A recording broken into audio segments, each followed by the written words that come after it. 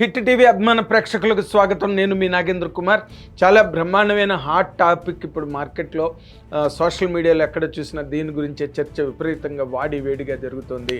రవితేజ 75వ చిత్రంగా సితారా ఎంటర్టైన్మెంట్స్ పతాకం మీద సూర్యదేవర నాగవంశీ గారు నిర్మించిన తాజా చిత్రం భాను భోగవరపు డైరెక్షన్లో వస్తున్న ఈ సినిమా మాస్ జాతర. అంటే హై ఎక్స్పెక్టేషన్స్ ఉన్నాయి ఫిల్మ్ మీద. ఎందుకంటే సితారా ఎంటర్టైన్మెంట్ కాంబినేషను, సూర్యదేవర నాగవంశీ గారి నిర్మాత అనగానే ఏ సినిమాకైనా దాదాపుగా ఒక చిన్న క్రేజ్ రావడం, దాని మీద దానికి ఒక ఎక్సైట్మెంట్ క్రియేట్ అవ్వడం, డిమాండ్, క్రేజ్ ఇలాంటివన్నీ సూర్యదేవర నాగవంశీ గారి సినిమాలు అన్నిటికీ ఉంటాయి. కాకపోతే ఆయన నార్మల్గా సినిమా రిలీజ్ ముందు ఇచ్చే ఇంటర్వ్యూలతో ఒక రకమైన సంచలనాత్మకమైన వాతావరణాన్ని సృష్టించి తనదైన శైలిలో తనకి నచ్చిన విధంగా మాట్లాడడం, మీ ఇష్టం వచ్చినట్టు మీరు రాసుకోండి రివ్యూలు, నాకేం పర్వాలేదు, అసలు సినిమా చూడడానికే రావద్దు, మీరు కథను అడిగితే సినిమా థియేటర్కే రావద్దని బలదూరుగా ధైర్యంగా ట్వీట్ చేయగలిగిన నిర్మాత ఎవరైనా సినిమా ఇండస్ట్రీలో ఉన్నారంటే ఆయన ఒక్క సూర్యదేవర నాగవంశీ గారు తప్పితే మరొకరు లేరు. ఎందుకంటే సినిమా రిలీజ్ అవుతున్నప్పుడు అందరికీ కూడా మా సినిమాని బాగా ఆదరించండి, మా సినిమాని బాగా ప్రోత్సహించండి, మేము చాలా కష్టపడి తీసాం, బోల్ డబ్బులు ఖర్చు పెట్టి తీసాం, ఇలా తీసాం, అలా తీసాం, చాలా బాగుంటుంది, ఎంటర్టైన్మెంట్ ఉంది, ఫ్యామిలీ డ్రామా ఉంది, అది ఉంది, ఇది ఉంది అని చెప్పడం తప్పితే ఎవరు కూడా మా సినిమాలో కథ లేదు, మీరు రావద్దు థియేటర్కి, కథ కావాలనుకుంటే థియేటర్కి రాకండి అని ఆ విధంగా మాట్లాడగలిగే ఒక కెపాసిటీ సినిమా ఇండస్ట్రీలో దాదాపుగా ఎవరికీ ఉంటుంది. అది ఉన్న ఒక్క నిర్మాత ఎవరైనా ఉంటే సూర్యదేవర రామ్మోహన్ రావు పేరే చెప్పాలి.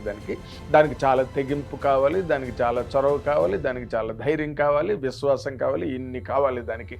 కాకపోతే ఈసారి ఏంటంటే సూర్యదేవర రామ్మోహన్ రావు నిర్మించిన తాజా చిత్రం రేపు ఆగస్టు 27వ తారీఖున ప్రపంచవ్యాప్తంగా రిలీజ్ అవుతున్న ఈ సినిమాకి సంబంధించినంత వరకు ఆయన ఇంటర్వ్యూలు ఇవ్వకుండానే ఈ సినిమాలో ఒక సంచలనం, అందరినీ ఏదో తట్టి లేపినట్టు, అందరినీ నిద్ర లేపినట్టు ఒక్కసారి అందరూ లేచి మొన్ననే రిలీజ్ అయిన లేటెస్ట్ సాంగ్ మీద తోక తొక్కుతున్నారు, బుసలు కొడుతున్నారు, కొమ్ము చిమ్ముతున్నారు, అసలు ఇష్టానికి కామెంట్లు పెడుతున్నారు. ఇదేం పాటరా బాబు, ఈ బూతులేంటి, అసలు ఇలాగెవడు రాయమన్నాడు, రవితేజకి ఇలాంటి పాట అవసరమా, అసలు తెలుగు సాహిత్యాన్ని చంపేస్తున్నారు, తెలుగు పాటల్ని చంపేస్తున్నారు అని చెప్పి నెటిజన్లు విపరీతమైన ఆవేదన వ్యక్తం చేసి అసలు ఎంత అంటే కోపోద్రిక్తులు అవుతున్నారు ఈ పాట గురించి. అసలు అంటే ఎందుకు అంతలాగా అయిపోతున్నారయ్యా అని అంటే దాని తాలూకు పల్లవి ఏంటి, అతను దాసరి యాదవ్ ఆయన రాసిన పాట అనమాట అది.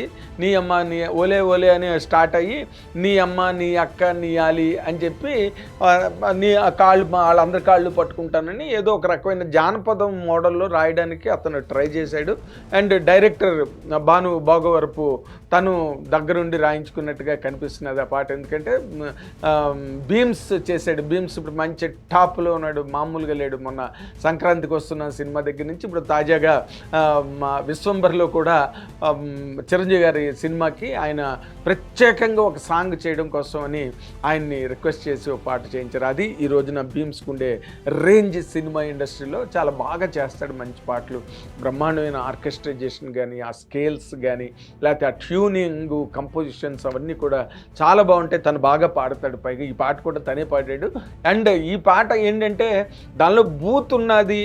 ఇలాంటి అంటే మామూలుగా మన గ్రామాల్లో లేదా సిటీల్లోనైనా కొంచెం ఆ గ్రామీణ వాతావరణపు ఛాయలు ఉన్న మనుషులు, లేకపోతే కొంచెం ఆ నాటు తను ఇంకా పోని మనుషులు మామూలుగా జనరల్గా ఫ్రెండ్స్లో కూర్చున్నప్పుడు, లేకపోతే మరీ క్లోజ్డ్ సర్కిల్స్లో కూర్చున్నప్పుడే అలాంటి మాట నీ అమ్మ నీ అక్క నీ ఆలి అన్న మాటలు అప్పుడప్పుడు వింటుంటాం. కోట శ్రీనివాసరావు ఆలి కొంచెం బాగా రేజ్ అయ్యి యమలీల సినిమా రిలీజ్ అయ్యి పెద్ద హిట్ అయ్యి తనకు కూడా ఒక స్మాల్ స్కేల్ హీరోగా పెద్ద స్కేల్ సక్సెస్ వచ్చిన సందర్భంగా సినిమా ఇండస్ట్రీ ఎంతవరకు వచ్చిందంటే అని కోట శ్రీనివాసరావు జోక్ చేస్తుండేవారు అనమాట. అంటే నీ అమ్మ నీ అక్క నీ ఆలి వరకు వచ్చిందని ఆలి గురించి చెప్తూ ఉండేవాళ్ళు.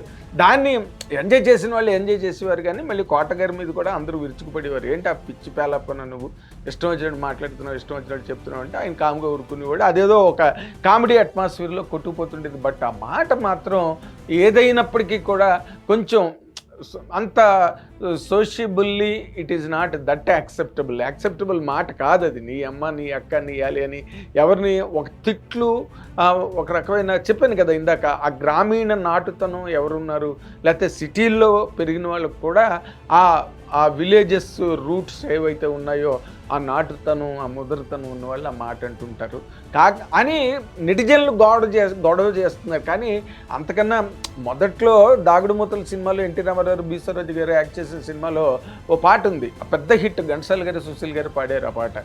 మెల్లగా అణువణువు నీదిగా మెత్తగా అడిగితే లేదని ఏది లేదుగా మెల్లగా అని ఒక పాట ఉంది, చాలా పెద్ద హిట్ ఆ పాట. ఆ రోజుల్లో అదే పెద్ద బూత్ పాట అంట. తర్వాత రోజుల్లో ఇంకా వేటూరు గారు వచ్చాక ఆత్రేయ గారు కూడా ఇది ప్రేమనగర్ సినిమాలో కడవెత్తుకొచ్చింది కన్నెపిల్ల పాటలో ఒకటి ఉంటుంది, తలపాగా బాగా చుట్టి ములుకోలు చేతబట్టి మెరక చేనులో వాడు దున్నుతుంటే చూడాలి వాడి జోరు, వాడు తోడుంటే తీరుతుంది వయసు పోరు అని ఆత్రేయ గారు పాట రాశారు. సరే, ఆత్రేయ గారికి ఆ పేరు ఉంది, ఆత్రేయ బూత్రేయ అని ఆయన అనేవారు. ఆయన చాలా పాటలు రాశారు అలాంటి సెన్స్ వచ్చేటట్టుగా, అంటే సెన్స్ వచ్చేటట్టుగా రాయడం వేరు, దాన్నే డైరెక్ట్గా రాయడం వేరు. వేటూరు గారు రాశారు, చిలక కొట్టుడు కొడితే చిన్నదాన పలక బారిపోతావే పడుచుదానా అనే పాట. ఇలాంటి పాటలు చాలా వచ్చాయి.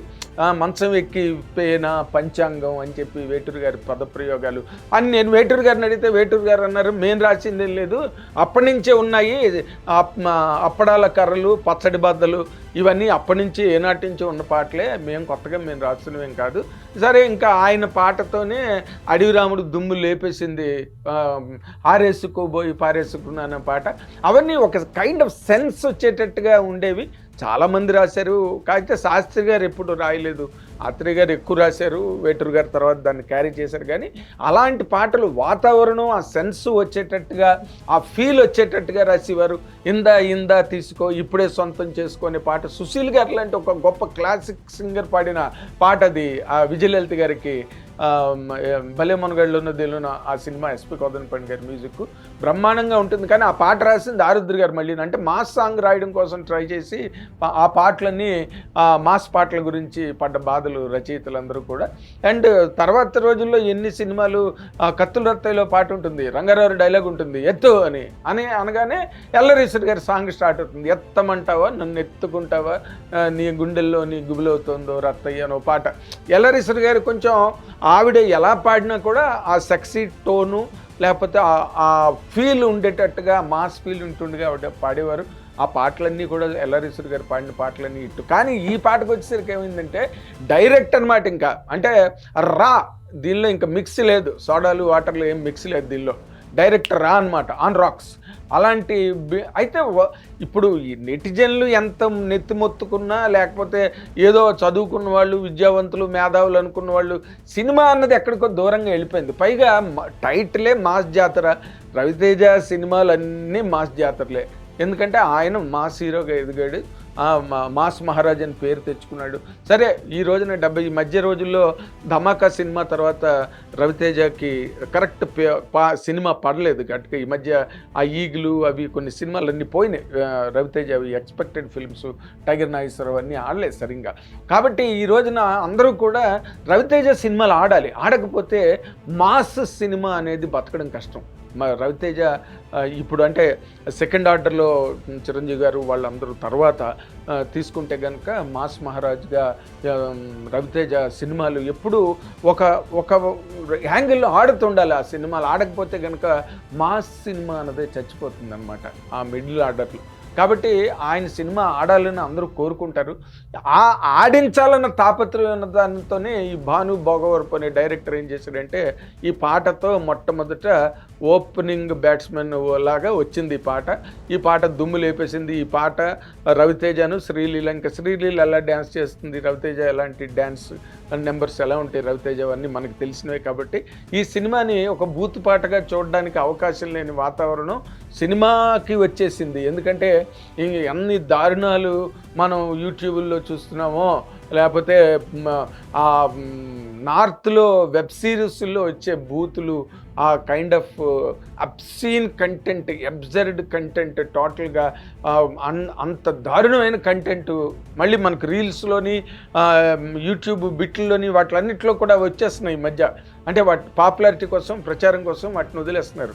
అవన్నీ దారుణాలు. అవన్నీ చూసి ఆడియన్స్ కూడా ఒక రకంగా ఏంటంటే బాగా ఇన్సెన్సిబుల్గా అయిపోయారు ఒక యాంగిల్లో సినిమా. అలాగని మళ్ళీ పూర్తిగా ప్రేక్షక దేవుళ్ళను ఏమనడానికి వెళ్ళేది, ఎందుకంటే సినిమాలన్నీ కూడా డమాల్మని వెళ్ళిన బ్యాట్స్మెన్ ఫస్ట్ బాల్కి లేచిపోయి వచ్చేస్తున్నట్టుగా సినిమాలన్నీ అలా లేచిపోతున్నాయి. అండ్ ఓ పక్కనేమో మహావతార్ నరసింహ లాంటి cinema animation film second week కూడా ఎక్కడ టికెట్లు ఖాళీ దొరకకుండా బుక్ మై షోలన్నీ ఫుల్ కంప్లీట్ అయిపోయి సినిమా అద్భుతమైన కలెక్షన్స్తో సినిమా రన్ అవుతున్నది. ఏది యానిమేషన్ ఫిల్మ్, అందులో ఏ హీరో లేరు, ఏ విలను లేరు, ఎవరు క్యారెక్టర్, యానిమేషన్ ఫిల్మ్ ఆడుతుంది. అంటే ఆడియన్స్ తక్కువ సినిమాలన్నీ పడిపోతున్నాయి ఓ పక్కన.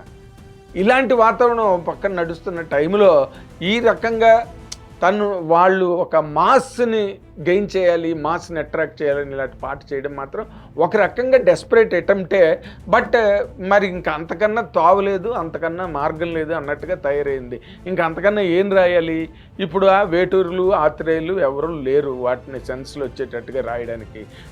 ఇప్పుడు అన్నయ్య సినిమాలోని ఆట కావాలా పాట కావాలా పాట ఎలాంటి మాస్ సాంగు అసలు నిజంగా.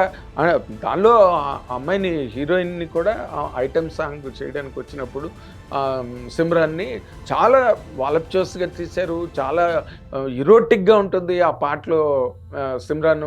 అండ్ చిరంజీవి గారి డ్యాన్స్ స్టెప్స్ గట్ట అసలు థియేటర్లు ఊగిపోయి, గాజువాక సెంటర్లో ఫ్లాట్ కావాలి ఆ పాటల ఆట కావాలా పాట కావాలా పాట. మీరు అది వింటే మొత్తం టోటల్ లిరిక్ వింటే భువనచంద్ర గారు రాశాడు, ఎంత బాగా రాశాడు. అది మాస్ సాంగ్. అంటే ఇది బూత్ పాటలాగా అయిపోయింది అనమాట ఆఖరిని. ఎందుకంటే రవితేజ స్టేజర్కి 75 సినిమాలు చేసిన ఒక పెద్ద హీరో సినిమాలో రావాల్సిన పాట మాత్రం ఎట్టి పరిస్థితుల్లోని కాదు. ముఖ్యంగా సితారా ఎంటర్టైన్మెంట్స్ సూర్యదేవర రామోహన్ తీసిన సూర్యదేవర నాగవంశీ గారు తీసిన ఈ సినిమాలో అలాంటి పాట వచ్చి రావడం అన్నది కూడా కొంచెం వరకు ఆలోచించాల్సిన విషయం. బట్ చెలేగా everything all roads lead to Rome అని అన్నీ నడిచిపోతున్నాయి. ఈ పాటే ఉంది, అన్నీ నడుస్తున్నాయి. కాబట్టి ఈ పాటకి మాత్రం చాలా అభ్యంతరం, చాలా అసలు దీని మీద విపరీతమైన యాంటీ రెస్పాన్స్ సాంగ్ మీద రావడం అదొక రకంగా మళ్ళీ సినిమాకే ప్లస్ అవుతుంది. ఎందుకంటే ఇంతలాగా వైడ్లీ డిస్కస్డ్ సాంగ్ సినిమా పాట రిలీజ్ అయిన దగ్గర నుంచి ఈ రోజు వరకు ఎవ్వరూ ఖాళీగా లేరు, ఎవ్వరూ ఫ్రీగా లేరు. ఈ పాట మీదే కాబట్టి ఈ పాట ఒక రకంగా వాళ్ళు అనుకున్న టార్గెట్ని రీచ్ అయిపోయినట్టే. ఎందుకంటే మాస్ పాట, మాస్ జాతర సినిమా, మాస్ మహారాజ్ సినిమా కాబట్టి మాస్కి బాగా ఎక్కాలి. కాబట్టి ఇంతకన్నా నాటుసారాలుగా ఎక్కే పాట బ్రహ్మాండంగా ఉంది. ట్యూన్ అదిరిపోయింది, బ్రహ్మాండంగా చేశాడు భీమ్స్ ఈ సాంగ్ ట్యూనింగ్. తను కూడా అద్భుతంగా పాడాడు, పాట అంతా బాగుంది. కానీ బట్ నీ అమ్మ నీ అక్క నీ అలిగి అంటే మరి ఇంకా ఏమో మాస్లోకి వెళ్ళడం కోసం అలా రాస్తే కానీ వెళ్ళదని వాళ్ళు నమ్మేరేమో. మరి అది కూడా యాక్సెప్ట్ అవుతుందేమో మనం చెప్పలేం. కానీ ఒక్కటి మాత్రం నిజం, ఈ సినిమాకి ఈ పాట వల్ల విపరీతమైన ప్రాచుర్యం వచ్చిందన్నమాట వాస్తవం. ఆ మేరకి నిర్మాతగా సూర్యదేవర నాగవంశీ గారు, డైరెక్టర్గా భాను భాగవరపు, ఆ రైటరు దాసరి యాదవ్ ఎవరో ఆయన అందరూ సక్సెస్ అయ్యారని చెప్పాలి. ఈ పాట ఎక్కడికి రీచ్ అవ్వాలో అక్కడికి రీచ్ అయింది. Thank you very much. Hit TV app, ఇందులో short news, live news, entertainment shows, movies, digital magazines తో పాటు మీ జిల్లా వార్తలను కూడా ఫ్రీగా చూడొచ్చు. ఇంకెందుకు ఆలస్యం, వెంటనే హిట్ టీవీ యాప్ ని డౌన్లోడ్ చేసుకుని ఫ్రీగా ఎంటర్టైన్మెంట్ పొందండి. Hit TV app. Hit TV app. Please download hit TV app. Hit TV app ని ఫ్రీగా డౌన్లోడ్ చేసుకుని ఎంజాయ్ చేయండి. మీకు నచ్చిన ఎంటర్టైన్మెంట్ కోసం హిట్ టీవీ యాప్ ని ఫ్రీగా డౌన్లోడ్ చేసుకుని ఎంజాయ్ చేయండి. హిట్ టీవీ యాప్ ని డౌన్లోడ్ చేసుకుని ఆస్వాదించండి, ఆశీర్వదించండి. ఇంతమంది సెలబ్రిటీలు హిట్ టీవీ యాప్ ని డౌన్లోడ్ చేసుకోండి అని చెప్తున్నారంటే ఎంత మంచి యాప్ ఆలోచించండి.